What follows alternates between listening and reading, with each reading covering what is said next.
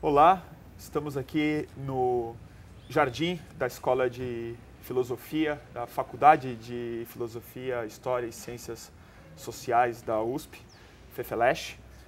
E ao meu lado está o professor Vladimir Safatli, para começar a nossa segunda entrevista, não ao vivo, do Fluxo, para falar um pouco sobre o que aconteceu nos últimos dias. O professor Vladimir Safatli era pré-candidato ao governo do estado de São Paulo pelo PSOL, e nos últimos dias a gente ficou sabendo pela internet, muita polêmica, muita gente dando versões diferentes sobre as razões que levaram essa candidatura a ser retirada. E estamos aqui com o professor para a gente esclarecer um pouco, não só isso, mas conversar um pouco sobre o processo eleitoral, o processo político que a gente passa não só no estado, mas no país inteiro, perspectivas da esquerda e dos movimentos e de talvez o que a gente pode especular de uma nova forma de articular a sociedade no debate eleitoral. Então, antes de mais nada, eu queria começar pelo que foi pauta nessa semana, né? Como se deu o final da sua candidatura e quais razões o levaram a desistir dela? Então, eu primeiro queria agradecer o espaço que vocês estão dando e queria dizer que tudo é um pouco uma comédia triste, sabe? Quer dizer, é uma espécie de comédia onde todo mundo já viu mais ou menos esses papéis, é um filme onde você já viu várias e várias vezes, né? E, no entanto, ele se repete, se repete, se repete. Quer dizer, a gente poderia estar aqui agora discutindo outras coisas, falando sobre questões realmente importantes do debate político, e, bem, mais uma vez a esquerda perde seu tempo debatendo problemas internos, mostrando os problemas internos para fora. Então, quer dizer, a primeira coisa que eu queria dizer é que tudo isso é muito entristecedor, né? Agora, sobre o que aconteceu com a minha candidatura, de maneira específica, foi em abril eu havia decidido com o partido, com o PSOL, de que nós decidiríamos a questão da candidatura naquele momento, né? Quer dizer, até então eu tinha entrado de maneira não oficial, né, mas fiz várias atividades partidárias, organizamos seminários de debates para discutir ideias, dei várias entrevistas, tentei colocar as ideias do PSOL, que também são as minhas, né, de maneira cada vez mais presente na imprensa, então, mas era um acordo tácito que não fazia sentido tentar acertar isso antes, até porque fecharia os espaços, entre outras coisas, né. Quer dizer, eu lembraria que quando eu entrei no PSOL em outubro, 24 horas depois... Outubro foi a sua filiação? Foi a minha filiação. 24 horas depois eu fui mandado embora da TV Cultura, né? Então, quer dizer, havia de fato uma questão a saber lidar de maneira melhor, né? 24 horas depois você foi mandado da TV Cultura? 24 horas depois. Embora. Sim. E isso não estava no estatuto da TV Cultura? Há alguma... Não, mas já tinha, desde que o Sayad tinha saído, quer dizer, o Sayad era uma pessoa...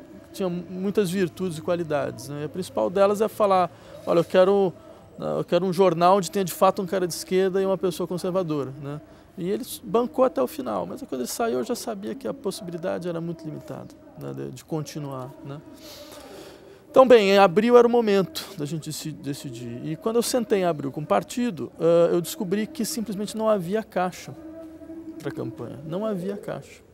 Ou seja, eu estava em casa, eu fui convidado a ser candidato, certo? E no meio do caminho, não, me convidaram, em momento algum. Não, imagina, que é isso?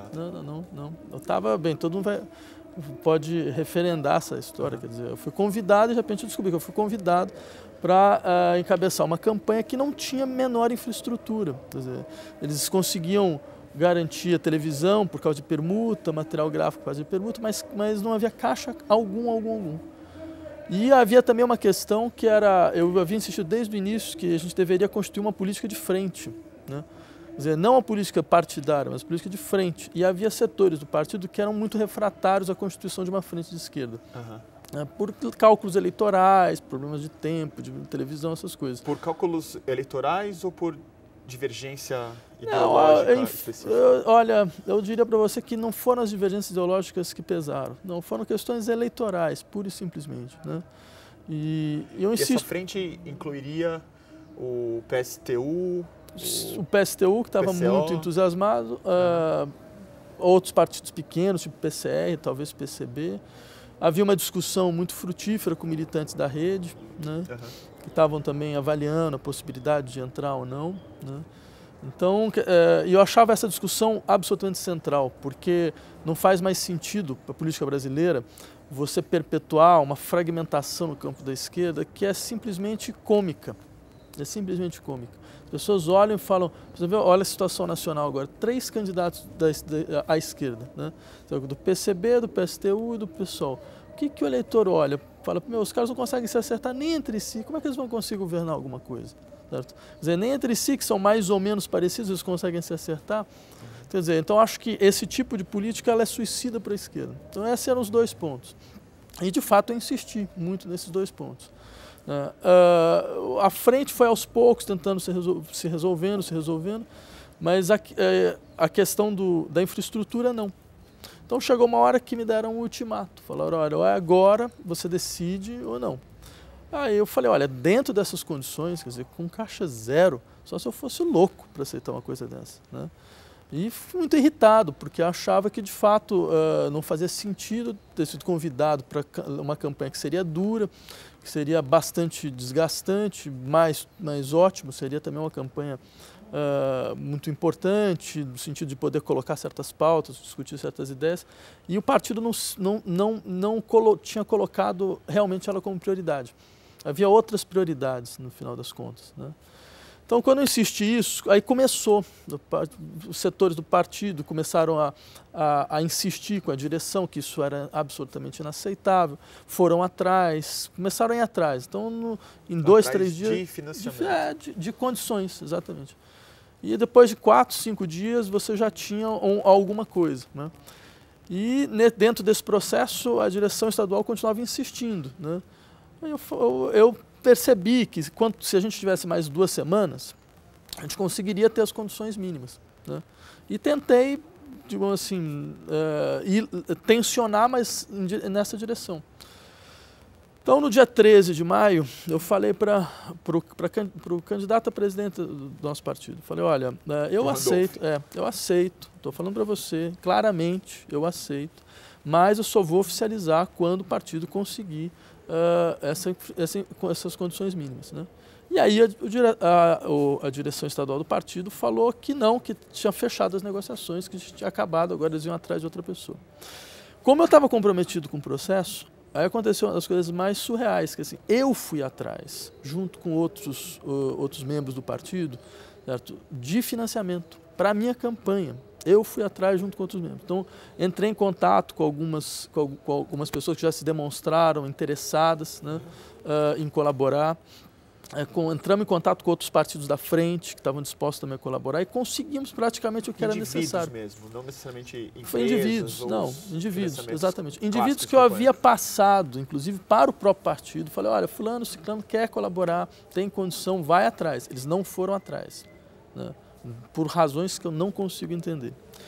Então, sexta-feira, nessa última sexta, dia 15, né, quando eu estava tentando entrar em contato com o partido, falando, olha, a situação ela já é uma situação possível, vamos sentar e resolver toda a situação. Eu descubro por uma das pessoas que eu havia indicado como doador e que nunca foi procurada pelo partido, né, que ela havia sido procurada naquele dia porque o partido estava pedindo uma colaboração para um outro candidato. Eu falei, não, o que é isso? É uma brincadeira. Aí eu falei, não tem condição uma coisa dessa, né? Não consigo entender a racionalidade, né? Melhor, eu prefiro não entender a racionalidade. Prefiro falar que eu não entendo, entendeu? E aí teve todo o processo que todo mundo viu. Quer dizer, domingo teve uma reunião, a reunião foi um caos, né? Eles acabaram, uma parte da executiva acabou indicando outro candidato, a outra parte ficou completamente estupefata com tudo isso e bem, é aqui que nós estamos.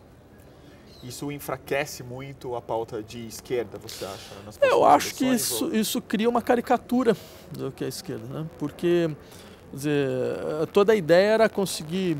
Bem, acho que é importante deixar isso claro. Em momento algum, eu aceitei entrar nesse processo pensando em fazer uma espécie de carreira política. De fato, eu não tenho o menor problema em dizer isso em todos os lugares. Eu nunca tive esse interesse, né? Nunca tive esse interesse porque eu sou um professor que gosta do que faz. Eu vou sempre ser um professor, né? No entanto, eu acho que a figura do político profissional é execrável. Eu acho que isso é uma distorção da democracia, certo? Não deveria haver políticos profissionais, sujeito que é deputado 5, 6 vezes, sabe, que é governador 2, 3 vezes, ou seja, que não tem outra função a não ser viver da experiência política, virando uma classe política. Não deveria haver uma classe política. O que faz disso algo execrável se uma pessoa quiser ser político para o resto da vida? Você vira um burocrata da política. É o que todo mundo conhece. Quer dizer, a sua grande preocupação vai ser como é que eu vou me perpetuar? Como é que eu vou continuar? É um ciclo infinito de eleições. Como é que eu vou conseguir a próxima eleição? E todo esse tipo de coisa. Se você tivesse um outro tipo de prática, onde as pessoas entram dentro da política, fazem o debate, né? Podem até fazer parte em algum momento, depois voltam para suas atividades, você percebe como a lógica seria completamente diferente. Entendeu? Você não teria mais as pessoas que estão lá preocupadas, bem, como é que eu vou fazer com a campanha daqui a 4 anos, onde é que eu vou arrumar dinheiro, blá, blá, blá. Não, você teria uma outra dinâmica. Então, sempre achei isso. Acho que há momentos em que pessoas da sociedade civil devem entrar no debate político, certo? Para ampliar pautas. E eu achava que esse era um momento importante. No debate, mas não necessariamente no cargo, porque você estava se candidatando a uma vaga muito complicada de se conseguir com um partido pequeno. Quer claro. dizer, governador do estado. A sua intenção era influir no debate, principalmente. Sim, não só influir no debate, né? No sentido também de mostrar que é possível você ter uma pauta mais radical de esquerda e ter densidade eleitoral, porque não é possível que a esquerda chegue e fale, nós representamos os outros 99%. Aí na hora da eleição você tem 1% dos votos. Tem uma coisa estranha. Tem uma coisa estranha, você está entendendo? Quer dizer, e não adianta, se você continua fazendo isso, chega uma hora que você desqualifica as suas ideias. Porque as pessoas olham para você e falam, mas sua ideia representa o quê? Não representa nada, ninguém, entendeu? Então eu achava de fato que era importante fazer esse tipo de intervenção. Por outro lado, eu queria insistir num ponto que assim, muitas vezes as pessoas falam, bem, mas esses cargos eles exigem um conhecimento técnico, eles exigem uma capacidade técnica. Eu acho até graça você dado, olha a situação de São Paulo, você tem a mesma elite dirigente há 32 anos, não há 20, há 32, porque começa com Montoro. Né? Porque se você, é o mesmo grupo que é o mesmo grupo político. O mesmo grupo político. Quer dizer, quem era o secretário de planejamento do Quércia? Era o Serra. Quem era o vice-governador do Fleury? Era o Aloysio, né? O Aloysio Nunes. Ou seja, é o mesmo grupo. Agora eu te pergunto, um grupo que governa o Estado durante 32 anos, qual é o resultado do ponto de vista de políticas públicas criativas, de problemas que foram resolvidos em São Paulo, certo? De grandes ações políticas? Qual é o resultado? São Paulo é, do ponto de vista político-administrativo, catastrófico. E como se não bastasse, você tem uma elite paulista, que é uma elite, além de incompetente, é corrupta. Porque boa parte dos seus membros estão sendo julgados em tribunais da Suíça e da França. Ou seja, é uma coisa completamente inacreditável. Veja, esse tipo de experiência, graças a Deus que eu não tenho, entendeu? Acho que ninguém precisa ter uma experiência técnica. Essa experiência técnica, rapaz, cara, se isso significa competência, eu queria mudar de dicionário, porque eu não consigo, de fato, entender onde eles acreditam que tem a empáfia de falar que sabem governar. Isso é o segundo ponto. Eu ainda diria o terceiro, que é o seguinte: é necessário uma reconstrução radical do que significa governar no Brasil. Certo? Quer dizer, governar não pode mais significar dirigir. Certo? Administrar, simplesmente. No sentido de, eu sou a elite tecnocrata do país que dirige, porque conhece isso e isso. Isso foi uma ideia vendida sobretudo em São Paulo, né? De que tem que ter um gestor, que isso é muito desejável, sim, que é a reprodução do pensamento empresarial na esfera você tem toda a razão. Política. Né? Agora, olha o gestor que a gente tem. Francamente, o Estado é hiper bem gerido, todo mundo está vendo. Né? Tá vendo? Olha os resultados, resultados de educação, saúde, são um exemplo mundial. Segurança, que é uma segurança, transporte público, então, cara, quanta capacidade de gestão, quanta empáfia. Mas quanta empáfia. Todo mundo é humilhado cotidianamente nesse estado, certo? Humilhado quando você tem que pegar um ônibus e fica 2, 3 horas. Humilhado porque você não consegue ter uma escola pública de qualidade. Humilhado porque se você entra na fila pública do SUS, você não sabe o que vai acontecer com você, certo? E ainda por cima tem pessoas que falam que tem capacidade gerencial, certo? Mas eu queria insistir no seguinte, se governar não significa dirigir, se governar significa, na verdade, garantir as condições para que as pessoas dirijam a si mesmas, certo? Nunca vai haver um corpo tecnocrata competente, suficiente para saber o que fazer com as políticas públicas do Estado. Porque não há visão política do assunto, você acha? Porque eles não têm inteligência prática, eles não conhecem.